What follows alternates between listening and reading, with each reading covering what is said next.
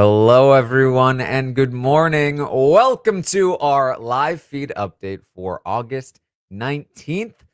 I'm your host, Taran Armstrong, and I'm here today to update you on everything that happened yesterday on the Big Brother 26 live feeds. It was day 34 in the house, and we got more conversations. We got more plans for the veto ceremony, and we also learned about future final twos and some more crushes as well. So lots to get to today. And with me to talk about it all is QT. How you doing, QT?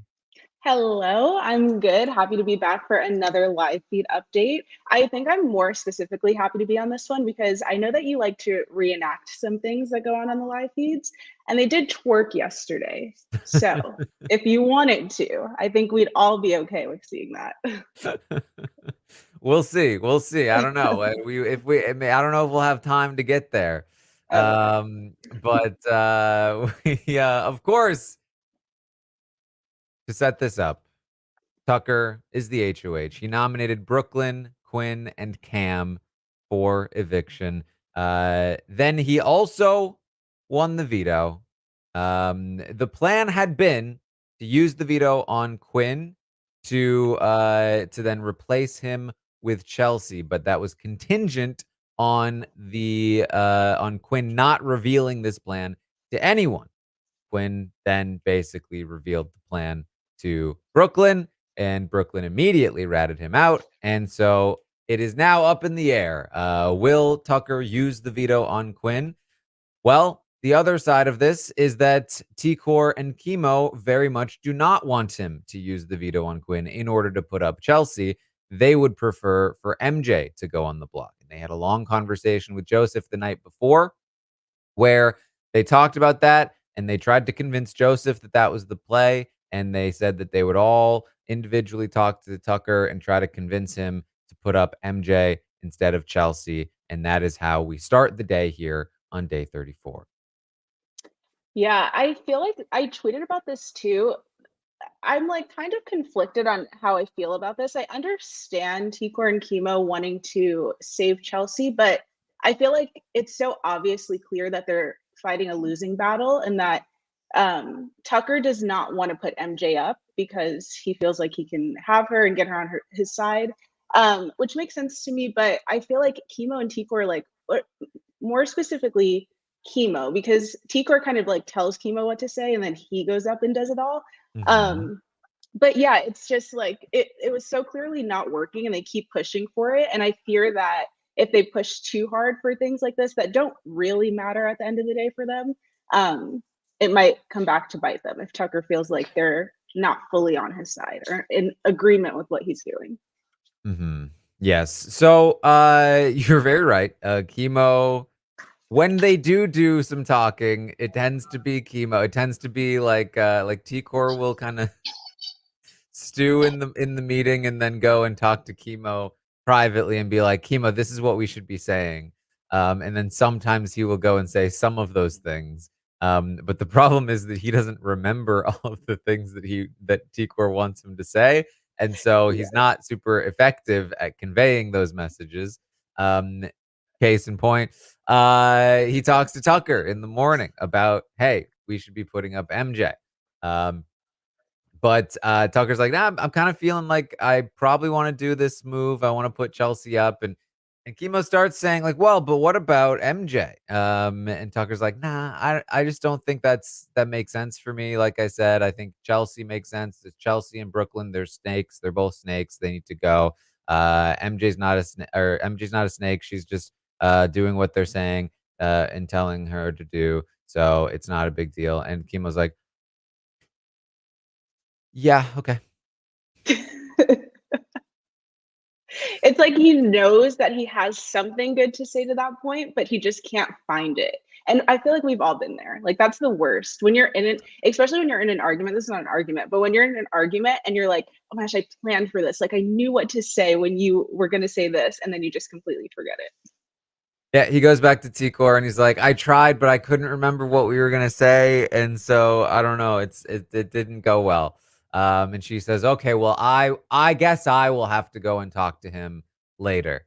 Um, Anyone will place any bets on if T-Core talked to him later?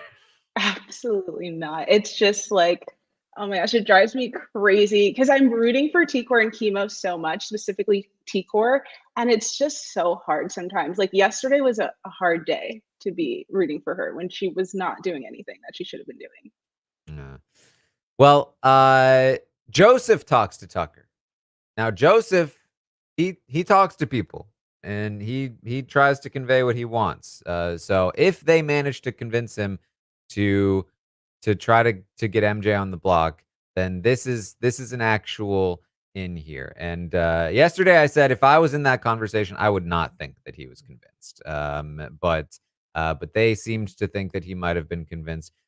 Joseph talks to Tucker, and he lets him know about the conversations that he had the night before. And he says, "Hey, so I was talking to Kimo and T-Core, and man, they really want MJ on the block. They're really trying to protect Chelsea. Uh, but I'm not about that." He rats them out. He warns Tucker. He makes sure that this is not going to work. And it's perfect because it was right after Kimo left trying to pitch the MJ thing, so it was all aligned. This is, I feel like, pretty good from Joseph's point. I think Joseph's doing, I mean, we can talk about it maybe a little bit more later, but I feel like Joseph's doing really good in the game right now. I think he's finally started to get his footing. And he like understands other people's motives, and that informs like what he does and what he says to people, which I feel like is a good thing in this game.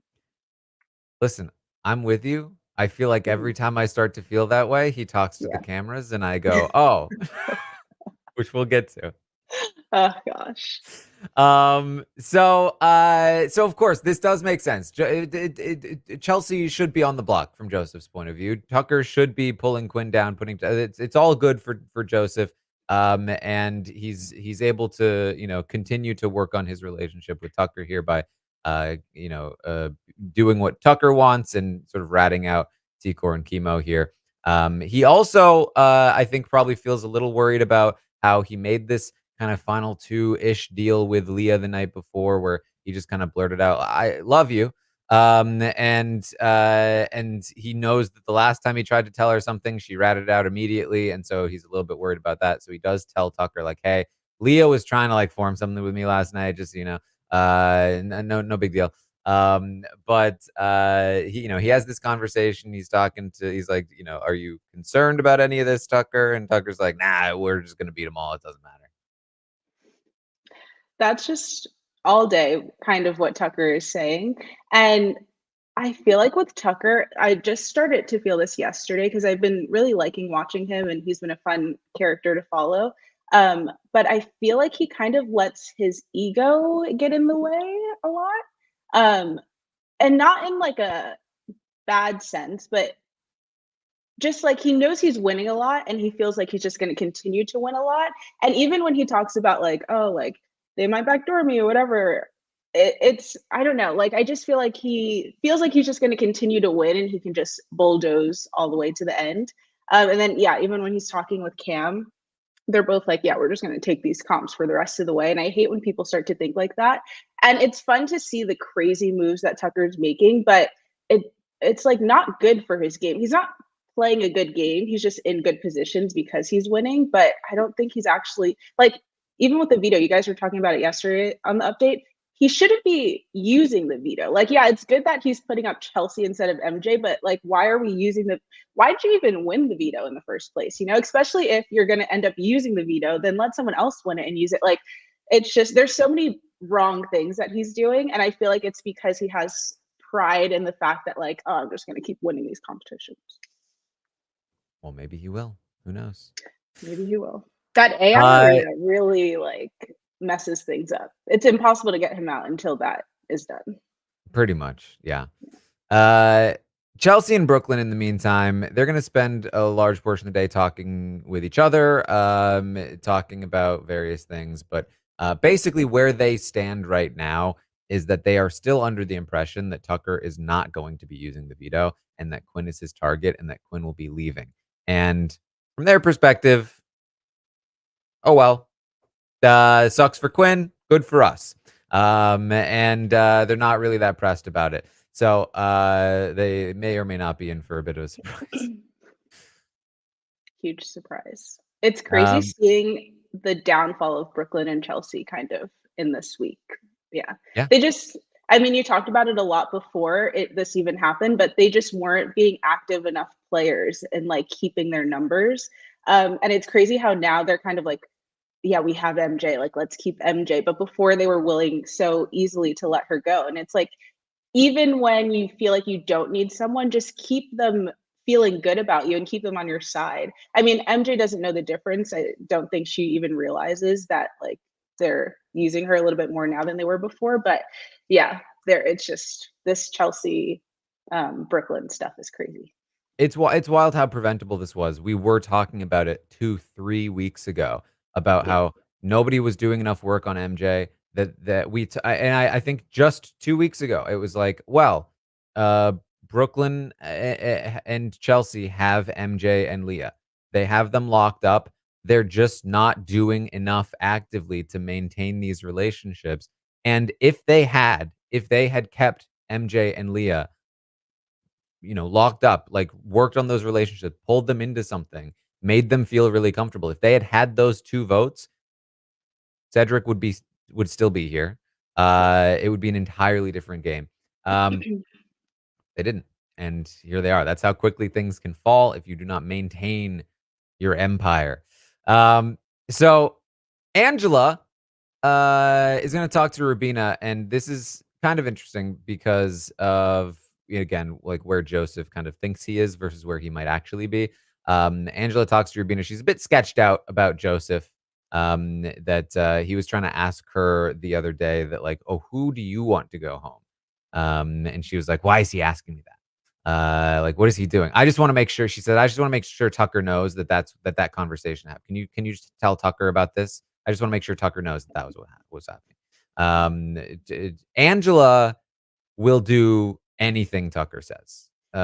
We need to, like, Angela is so firmly, like, a Tucker person. She feels like he has brought her into the game, is giving, her everything that she's, wanted in the, like, to be accepted, to be strategic, to, like, be still here. She very much is like all about Tucker, and anyone else that tries to talk game with her is like, "What are you doing? No, I'm Tucker's person." Yeah, this seems to be what Angela or how Angela kind of likes to play the game because we even saw it when Lisa was still there and they were good. That Angela was like, I'm only talking to Lisa. It just matters what Lisa says, what Lisa wants to do, which obviously didn't last long. But it seems like she just clings on to a person and wants to hold them for dear life, and then that's it. But I mean, Tucker did do a good job of making Angela feel like welcomed and wanted on this side of the house. What he was doing with Angela is what Chelsea and Brooklyn needed to do with MJ and Leah. Yeah. It is worth noting because I think because Joseph thinks that he is making progress on Angela, and the reality is that so far not quite the case. She's a bit sketched out by him. Remember that in Angela's mind, the tanks are like the core alliance, and Sixth Avenue is like the fake thing on top of it, and Joseph is just an add-on. Of course, Joseph doesn't quite know that though. Um, Sorry, can you remind me who's in the tanks? Is it everyone in Sixth Avenue minus Joseph? yes. Oh, okay. Yeah. And just to reset that, the Sixth Avenue is Tucker, Joseph, Kimo, Tico, Rubina, and Angela. Um, so Joseph talks to Tikor, and he says, "Listen, I think Tucker is just gonna do Chelsea. I don't think there's anything. Listen, I tried. I tried. Just like, Kimo tried, I tried. It just doesn't seem to be working. We're just gonna have to deal with Chelsea on the block. Sorry. But hey, don't worry. Chelsea's not gonna be the target or anything. It's not like Chelsea's gonna go home. It's just like the veto's gonna get used. It's Tucker being Tucker. It's gonna be Chelsea on the block, but we're not gonna vote Chelsea out. Don't worry about that. Gotta do what you gotta do. Tell people Yeah. what they want to hear. So, uh, Then Joseph's gonna have a bit of a Cam talk. Not our Cam in the house, but the cameras. He's gonna talk to the cameras. He says he loves his final two. What a guy.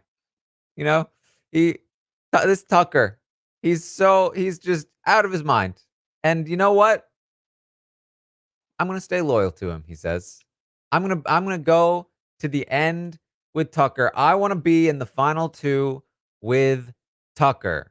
With Tucker, the guy who has at least 5 people in the house who have crushes on him. And I can't believe I'm talking about crushes this much in Big Brother. But he says he wants to go to the end. And here's the thing. He says this.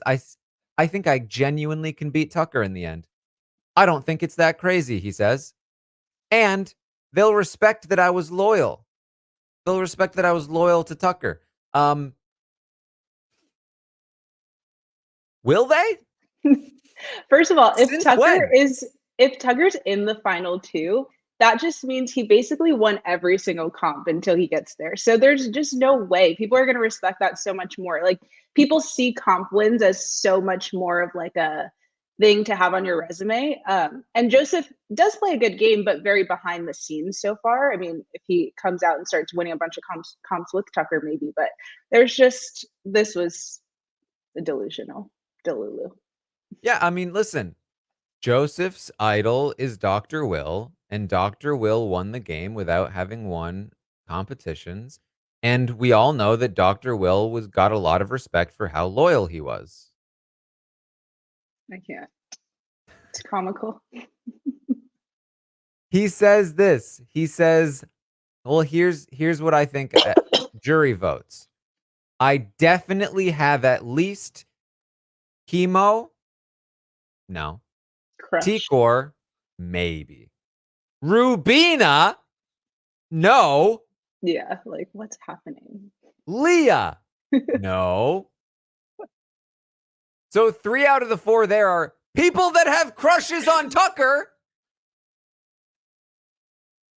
He's counting 4 guaranteed votes for him over Tucker, and 3 of those people are in love with the guy. No, it's too much. Yeah, you're right. Like, he plays a good game and you think that he's doing so good, and then all of a sudden he says something like this, and it's like, all right, we've gone off the walls. Well, hopefully Tucker just leaves, and then that helps him in the long run. That's only 4 votes. So he's gonna need a 5th. He says, I think also probably Angela. My 5th vote on the jury. Angela, just can we rewind the update just 5 minutes? Angela talking about being sketched out about Joseph. She wants Tucker to be aware that Joseph is trying to talk game with her because she will do anything in this game for Tucker. That Angela is the 5th vote on the jury. 4 out of the 5 votes have crushes on Tucker. I'm dead. It's so true, though. It's hard to watch stuff like this. Then the other side of the house hates him, thinks he's playing an awful game, thinks he's just a hanger-on. Like, Joseph, as of right now, you maybe have 1 vote against Tucker, and it's Quinn. I think the thing that Joseph does really good is kind of like go to himself, and he talks about it too. Like, he'll hang out by himself for a while so that people don't really know where he is or who he's truly aligned with, which I think could be a good thing. But I think it also makes you as a player not able to really see the full scope of what's going on, because if you are isolating yourself, then you're not going to see the moves that people are making and like who's talking to who all the time. So maybe it's because of that. Like, he's always up in that little nook thing by the HOH by himself while things are happening downstairs.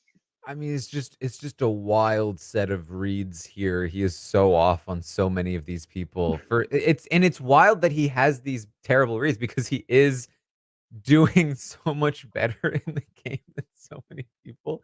And I think it's such a testament to the level of gameplay in this house at the moment that this is the guy who has this awful a read is the one that is like having the most amount of influence in the game at the moment.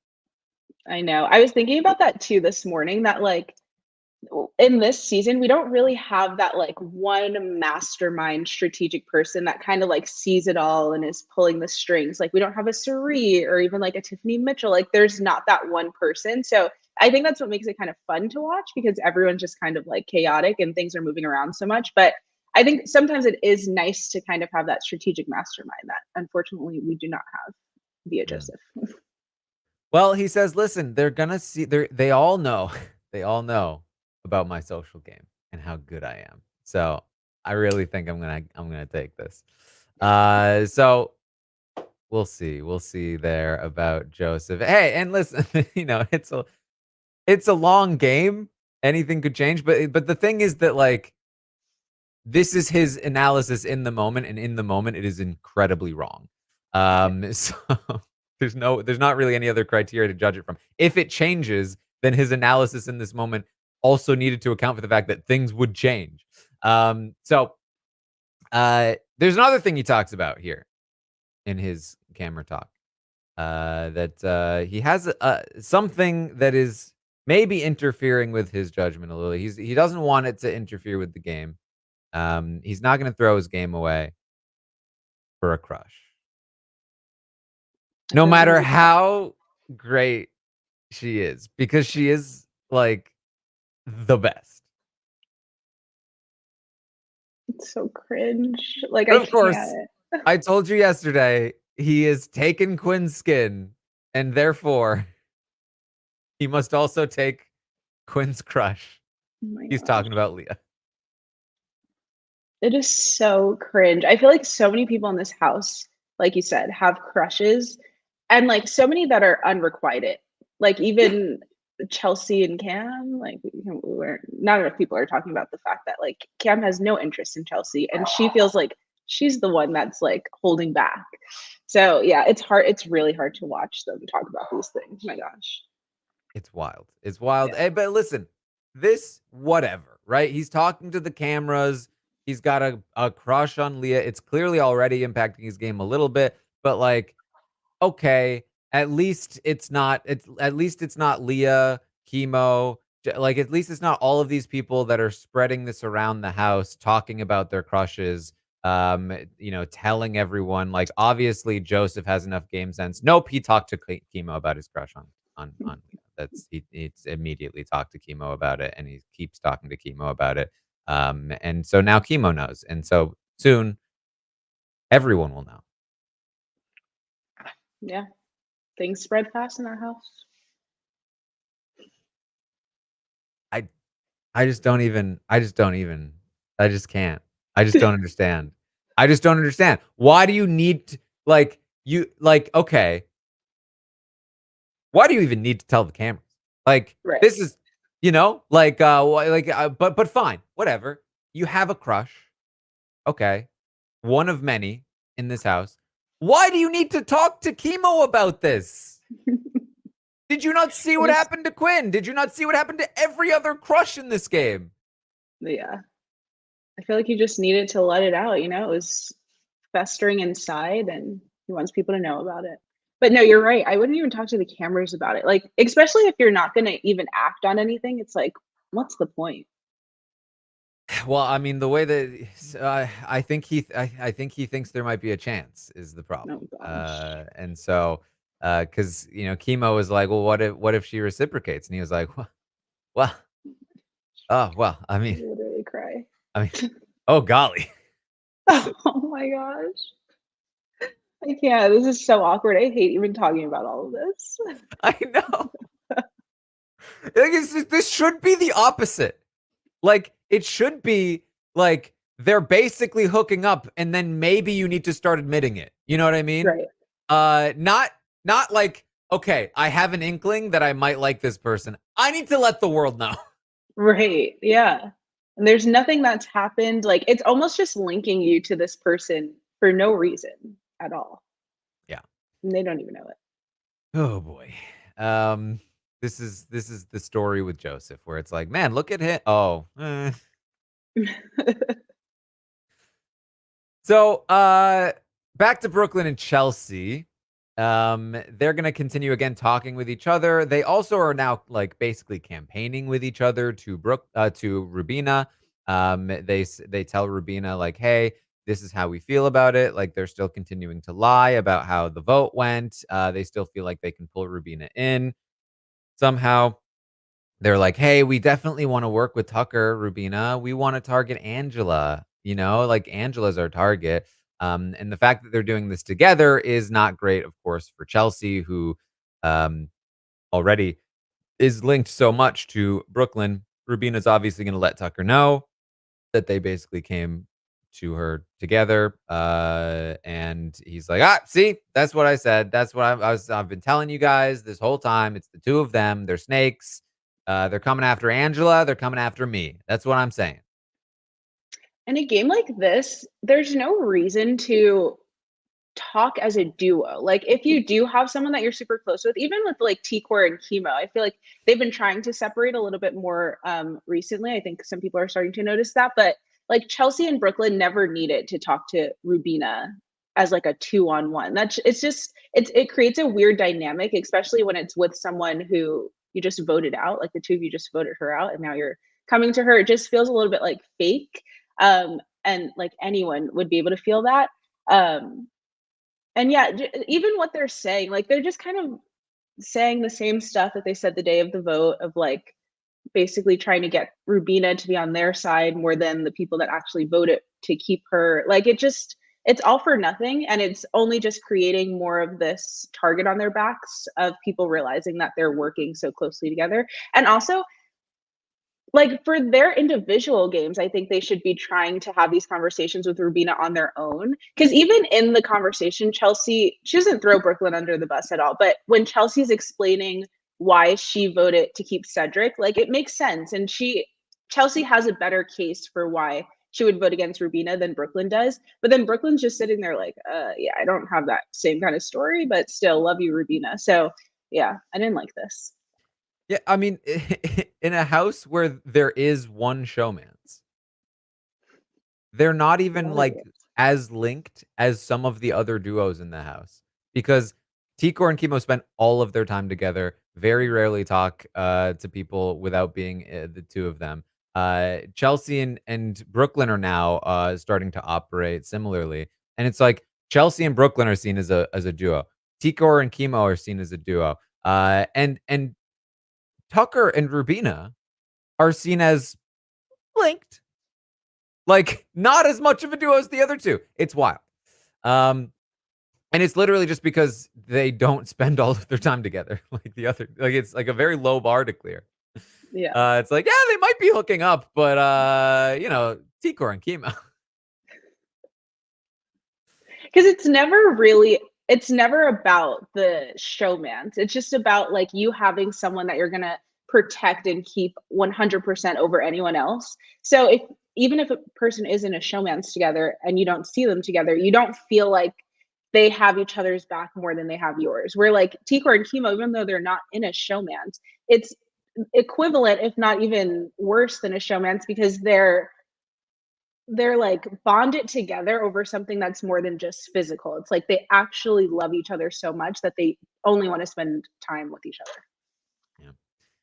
Well, Tucker is going to confirm one more time with Joseph. He says, You're really sure that Quinn wasn't the one that messed up my clothes, right?"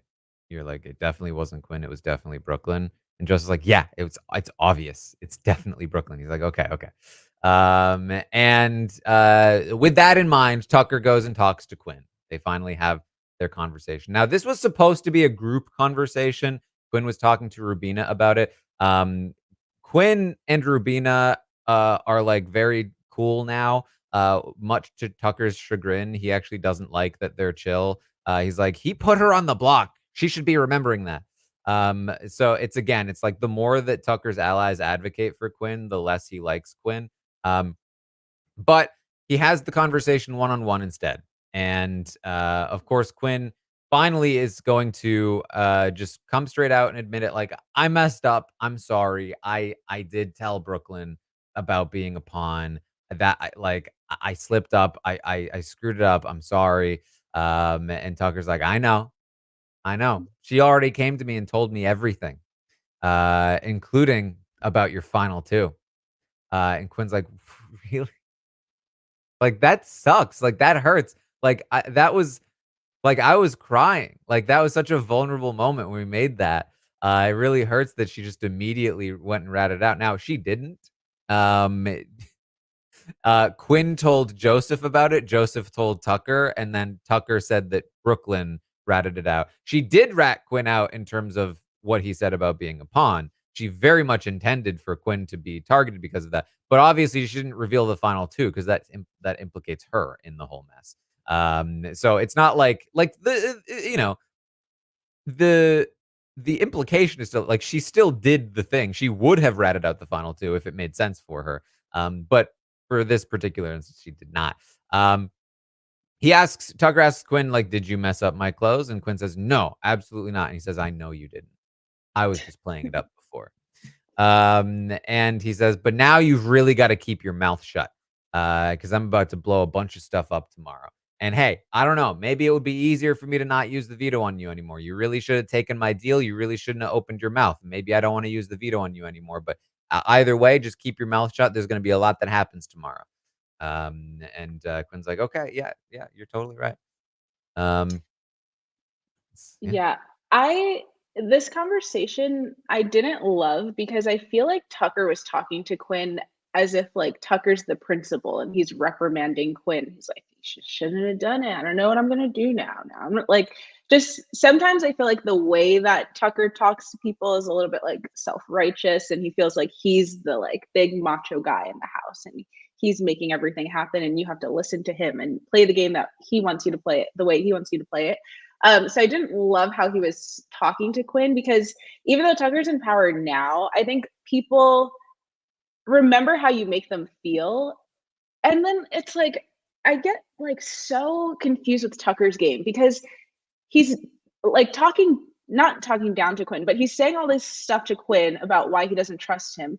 But we know that he's going to use the veto on Quinn and save Quinn. So why not try to like make the relationship good from now, knowing that Quinn is going to stay in this game. And if he wins HOH next week, you're going to want him to be on your side. So, like, start making those moves now. Like, I don't understand what Tucker's doing sometimes. I decided a while ago I'm not gonna try and see what Tucker does from a strategic point of view because that's not Yeah. really how he plays the game. No, it's so true. Like it's crazy. And then Tucker's never going to stop talking about the fact that it's so when he first won his first veto or whatever competition it was or the AI arena, everyone cheered and they were so happy.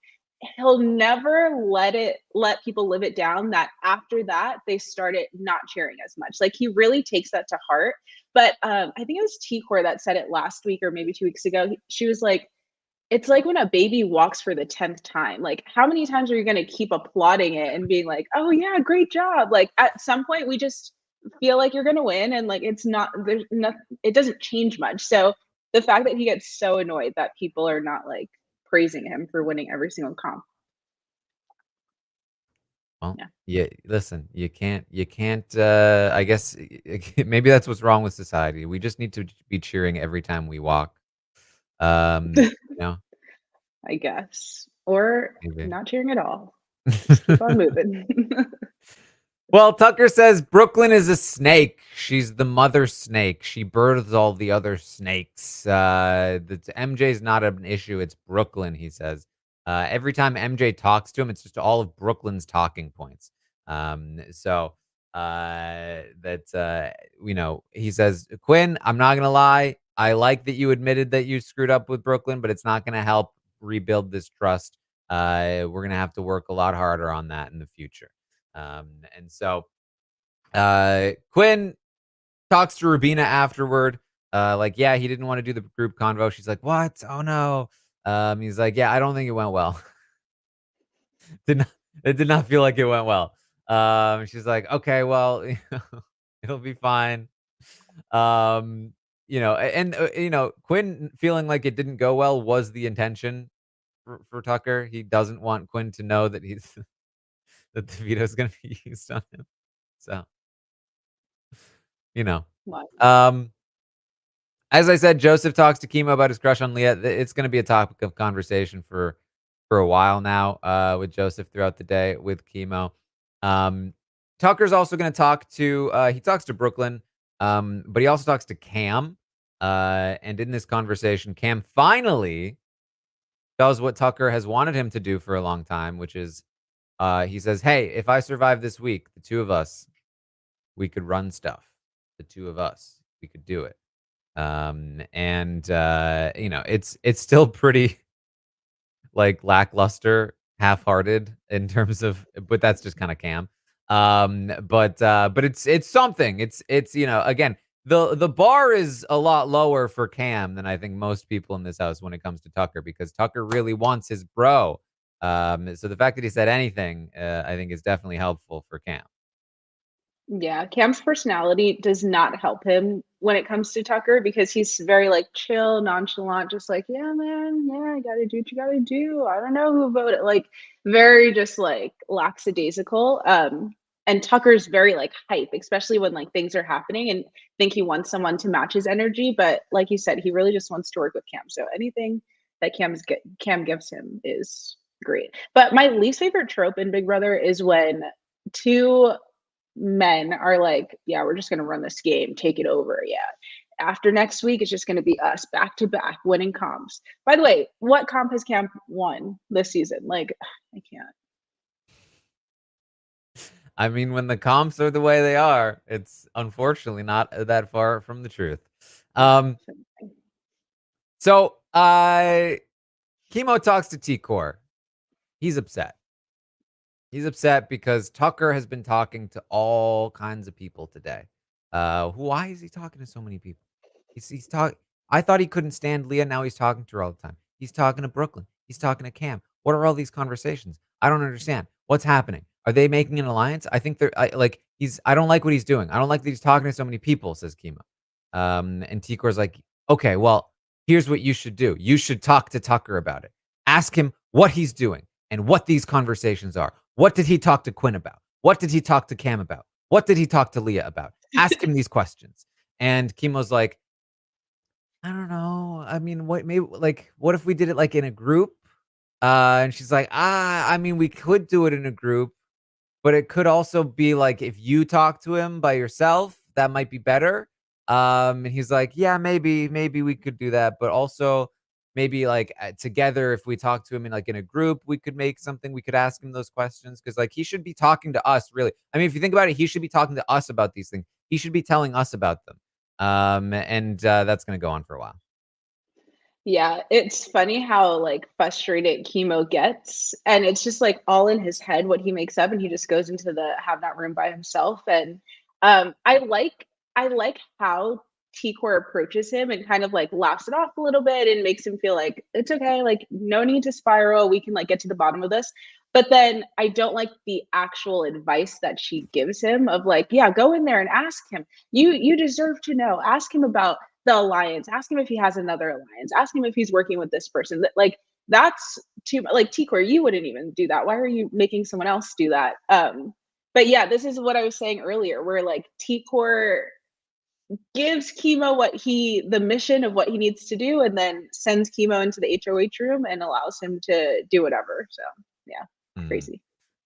Well, Kimo does go and talk to Tucker. Of course, he doesn't ask any of the questions. But Tucker lets him know he is going to use the veto on Quinn. He's decided he's going to do that. And the conversation, before the conversation really gets like too deep, they end up having the same conversation in a Sixth Avenue meeting. They're going to pull everyone together, and Tucker lets them know the plan is I'm taking Quinn off the block and I'm gonna blow everything up. So basically, and this is what he told Kimo as well. He plans to he plans to either before or after he uses the veto say, "Everyone, stay seated because this is gonna get uncomfortable." Um, he's gonna go all the way back to when he volunteered for the block on Chelsea's HOH. Oh, going back to Chelsea's HOH, and he's gonna tell the whole story from there. He's gonna reveal the collective, the Pentagon. He's gonna blow everything up. He's gonna nominate Chelsea, and it's gonna be this whole big thing. I feel like production's gonna start playing the music that they play at the award ceremonies when, like, you're going on a little too long. Like, "Okay, wrap it up." I think it'll be an after the veto thing. I Yeah. think he'll nominate Chelsea and then probably do it. But that's what and then like you said, he says based on their reactions, he's going to get a lot of information, right? I don't know what information, but a lot apparently. He and then he says, and then the plan will be if Brooklyn is on the block against Cam or Chelsea, we send Brooklyn out. And then if Chelsea is on the block against Cam, we send Chelsea out. Dun, dun, Alarm bells. dun. Uh-oh. Uh-oh. T-Core surely is going to say something. No. If I know anything about T-Core, she will not. Well, but Kimo says, well, but what if we didn't do that? What if, because what about, and Tuck, and Joseph says, well, Cam is probably your only real physical threat left, Tucker. And Tucker says, yeah, I'm not worried about that. I can beat Cam anytime I want. At which point, Again, his favorite trope. surely some more counter arguments. Nope, they just continue on. That was it. That was about it. That was the counter argument. They start talking about how great their alliance is, how they shouldn't get cute and do anything weird because they're just going to steamroll to the end, and it's going to be great. Yeah, this again, not great work from T-Core, not backing up Kimo and like adding more to why it shouldn't be Chelsea that goes. I mean, like you guys want to save Chelsea so badly, but then you're not doing what you could do to actually save her. And then also I was confused with Tucker because at first when he was talking to Kimo by himself, it seemed like he was, like, battling on if he should even tell Kimo that he was gonna use the veto on Quinn, and he was like, "But you can't tell anyone." But then as soon as, Yeah. like, more people start coming in, he told the same story, like, 3 times every time they would, like, add a new person in, and I was like, "Wait, do you want people to know or not?" Like, again, just get so confused with Tucker's Like, you game. can't tell anyone. You can't open your mouth about this at all. I'm not gonna not T-Core, not Yeah. Rubina, not anyone. And then they walk in and he's like, okay, you guys, you can't tell anyone this, Yeah. not Angela, not Joseph, not anyone. Then in walks He Angela tells and them all. He Joseph. just tells them Yeah. all. Right. Um, so after this meeting, Joseph talks to Angela again. Uh-oh. And he says Tucker is right about Cam. Cam's a 0 in this game. Chelsea is the best player of those 3. If it's Chelsea versus Cam, we should vote out Chelsea. So Joseph now not even on the let's keep Chelsea train. He says to Angela, and T-Core didn't even want Chelsea on the block. So that's kind of a problem too. And then he starts ranting about Quinn, how bad he is at the game, and how he spills too many secrets, and he thinks that that's going to make people trust him, but it actually does the opposite. But Angela's still like not into Joseph, so it's kind of a funny conversation. But T-Core and Kimo, of course, T-Core's upset that she doesn't want Chelsea on the block. She doesn't want Chelsea targeted. Now Chelsea's being targeted. And Kimo's like, I don't think she'll be targeted. I don't think that because I don't think we'll actually vote her out. It's like, well, no, this is what is I don't like this. And it's giving energy of like uh like a kid talking to their parents after a thing like, "Mom, Dad, I don't want this, and I don't want this though." And like, "Why don't you speak up in the moment?" Like, "No, I just don't just do fix it for me, please." Uh,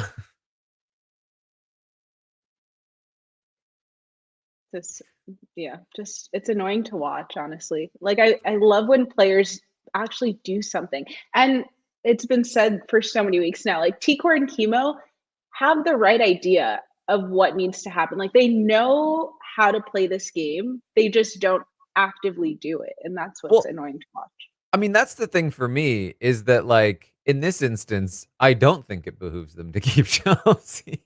Yeah. I I I also don't think it actually does much for their game to be doing all of this or to not, I guess, Yeah, to yeah, almost be doing all of this. And so the fact that they're actually not doing it might actually helps be a better them. thing, except that they're half doing it because they went to Joseph about it, and then Joseph was able to rat them out. Right. I think what I feel is that, like, why is it not coming up in the discussion of maybe we don't use the veto at all? Like, Brooklyn's the target. She's on the block. I know with AI Arena, things can change and all that. But, like, just not using the veto at all could help them as well. Like, they could try to pitch that even if the MJ thing is not working. So, Well, like, I think the thing is that, like, Tucker is what they thought Quinn was last week, where, like, Tucker isn't going to listen to them. Tucker has his own mm, idea of what he wants to do, and he doesn't care what they have to say. yeah. Whereas last week, if they had spoken up to Quinn, I feel pretty confident that they could have changed Quinn's mind. But they thought that Quinn was just gonna do whatever he wanted, whereas Tucker is just actually going to do whatever he wants. Yeah. Screw whatever anyone else says. And so, but again, it's like, I don't actually think this is as bad a spot as last time for them, where, Rubina going up was really bad for them and put them in this position. Mm. Whereas this week, Chelsea going up is not that bad. Chelsea, like, is not that much of an asset for them at this moment. Yeah. I And think so, T-Core just, oh, yeah. sorry. No, go ahead. Oh, I was just gonna say, I think T-Core just really likes Chelsea, like, as a person, and Yes. so she's being blinded by the fact that, like, she's not great for her game, you know? Because, like, that's the reason that they didn't tell Chelsea and Brooklyn in the first place that they were flipping last week, is because they knew that Chelsea was working with other people and had other things besides them. So, like, why not remember that and realize that, okay, maybe if Chelsea goes, it's not that big of a deal. Hopefully she doesn't, but if she does, like, we don't need to fight against it. Mhm. So here's where things stand, right? Assuming Quinn gets taken down, Chelsea goes up. Uh, and then Brooklyn maybe wins the AI arena, and it's Chelsea versus Cam. We know that Tikor and Kimo want Cam out over Chelsea. We know that Tucker wants Chelsea out over Cam. So how would the votes fall? Is the question. There are with 12 people left in the game. There are 9 votes. Right. So you need 5 again because it's the same 9 votes because there were 2 people that didn't vote last time. And there's 1 person Mhm. that doesn't vote this time with 1 extra person gone. So you again need 5 votes. Tikor and Chemo could be 2 to evict Cam. Um, but then where do they get the other votes? They could maybe pull Leah. They could maybe get MJ, maybe get Brooklyn, maybe a combo of Brooklyn, MJ, Leah with T-Core and Chemo, and they could flip the house again Yeah. back to the other side. They could maybe try to pull Quinn. Like there are options here, if they wanted, but they would have to flip against Tucker if they wanted to do it. And so, but meanwhile, Tucker has Angela and Joseph locked in. Would Rubina go with Tikor and Chemo against Tucker's wishes? Like again, we're getting into this space where, you know, they do have to have these conversations. Like they Yeah. can't wait until the last minute to pull these numbers if they want to actually make a flip happen to keep Chelsea over Cam. They're going to need to talk to these people. And this could get interesting again. Yeah. I think that's the thing with this season is there's so much that's not solidified, and we have all these, like, pockets of things and duos and stuff, but no one is actually, like, pulling in people that they're not already connected to make them feel like a part of their side, so that when we get into the moments like this where you need the votes, you don't really have them because you haven't maintained those relationships with people.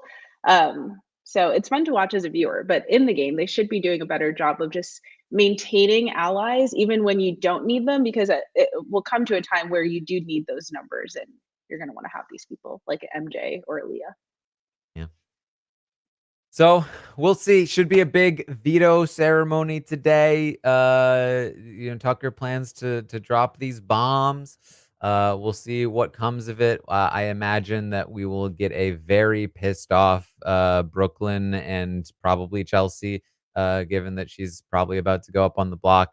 Um, and then also, like, this could be a breaking moment for Chelsea as well, where, like, Chelsea's reaction to being nominated could mean her life or death in the game. Because if she's not able to take it super well, immediately, then it could be like, it could make Tucker be like, "Well, okay, now Chelsea hates me, so now she actually has to go even more than Brooklyn." Or, like, definitely more than Cam. Or, like, does Chelsea blame Tikor and Kimo for this? She's not, like, the biggest fans of them right now, even though they haven't realized it yet.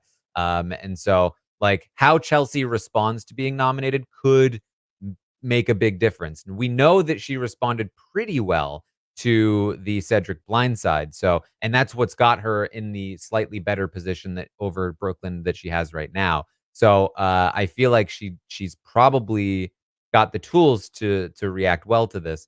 But it might be tough. And then I would say, like, same thing with Cam, same thing with Brooklyn, but I think we know Brooklyn's gonna be pissed, and we know Cam is just gonna be Cam.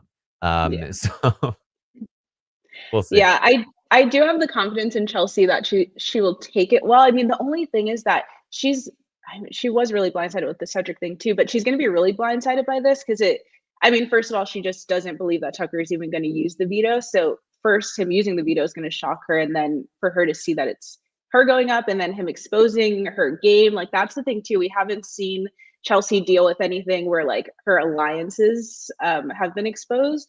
So it'll be interesting to see how she handles it. But I do think she'll handle it, I mean, at least better than Brooklyn. I think that's the thing too that we're seeing is that like how you handle adversity in this game can change completely people's view of you and like how far you get. Because obviously in the moment, in the heat of the moment, like we saw with Brooklyn on the day of the vote, she gets like so flustered and just tries to throw everything at a wall to make it seem like she was the person that was wronged and that everyone should be mad at other people. And just the way that we saw her spiral, I think led to her creating an even bigger target where if she would have reacted a little bit better, I think there's a chance that she kind of falls back into the background. And even with being nominated, maybe the target shifts to someone else. Um, and then, but I feel like Chelsea's going to do a good job of just kind of staying neutral and being okay and talking to people and getting people on her side and making sure she has the votes. And yeah, I think Chelsea's going to be in a better position than a Brooklyn. Yeah. All right. Anything else you want to bring up? No, I think that was it. It was a pretty calm day all day until like the night when they stay up Mm, so late talking. they It's do. like until the morning and nothing happens all day. Like all day I was like, oh my gosh, it's going to be such a boring live feed update. Nothing's happening. And then this. I also thought that Tucker was going to talk to Chelsea like one on one. And I was getting so excited because after Brooklyn had left his room, she was like, oh, should I tell Chelsea to come up? And he was like, yeah. And then all of a sudden they just like dispersed and we never saw that happen. So that was annoying. But I'm excited to see the veto meeting today. I think, or the aftermath of it. I Yeah. think that's going to be fun. Yeah. All right. Well, that is what we have for you then. Of course, I will be back tomorrow morning, 11 a.m. Eastern, to update you on everything that happens today on the Big Brother 26 live feeds, including the fallout from this veto ceremony. So stay tuned for that. Tomorrow night, we will have the roundtable where we will rate these players. It's going to be a And crazy one to watch. so stay tuned for that. We also the slop will be coming up today for the patrons. If you want to check out the slop where they talk about all the sloppiest things in the Big Brother world. Also the tastemakers should be releasing tomorrow. We're going to be talking about Alien and the other shows coming out this week and stuff like that. So tune in to the tastemakers over on We Know Scripted TV here at RHAP. Yeah, find me on Twitch, hanging out, doing things. QT, what do you got going on? Same as normal. I'm doing all of my reading videos on YouTube, just my name, Corey Tyler. And then follow me everywhere at Corey Tyler, QUORITYLER. I did post this morning, I filmed like a TikTok vlog of me watching 24 hours of live feeds starting from yesterday morning until this morning, and it was kind of fun. I like take you along the day of someone who's just constantly obsessed with watching live feeds. So that was fun. I want to do more content like that, but you can find that on my TikTok, and it's just my oh, I don't even know. I'm like mirrored. I don't know where it is, Yeah. but the name is there, Corey Tyler. All right. Well, thank you all so much for joining us here today, and I will see all of you next time.